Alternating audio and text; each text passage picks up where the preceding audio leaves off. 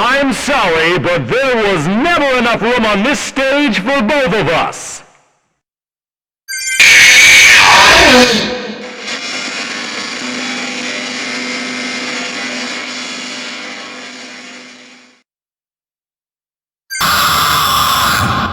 Everyone underestimates me, but then they turn their back and I'm like, boo! And they're like, what?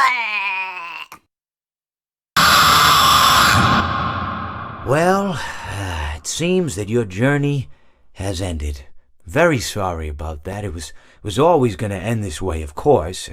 If it weren't by me, it would have just been by some other, terrible thing. Just, you could not imagine how terrible it would be. Just, I get scared thinking about it. I'm glad it's not me. It reminds me of a time I was speaking to my good friend Orville. We were sitting on a park bench watching the pigeons. I was on the left, he was on the... Oh, wait, was I on the right or left?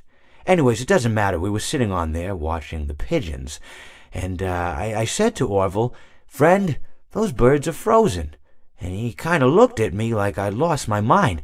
But I reminded him that it was winter, and often birds will sit in a tree until they freeze.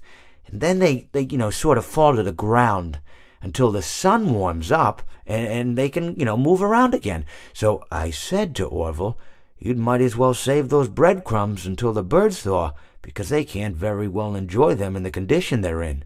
To which he asked what I meant, and asking what condition the crumbs should be in before he threw them to the birds, assuming that I meant the birds couldn't enjoy the breadcrumbs in the condition that the crumbs were in, when in fact I had meant the birds could not enjoy them in the condition that the birds were in, considering that the birds were frozen.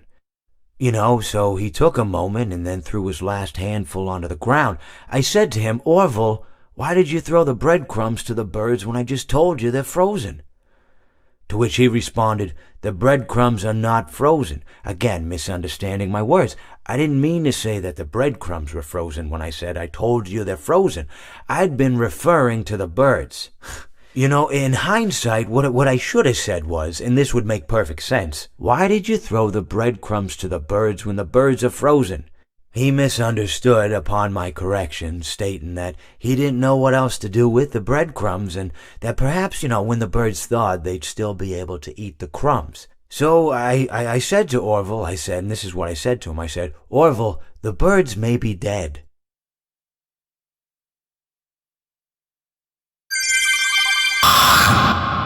The talented hawk hides his claws.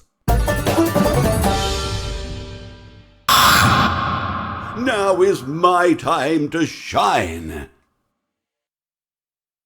What a treat to come here and meet your bass as it hits concrete.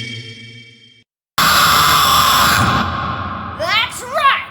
And don't you come back now, you hear?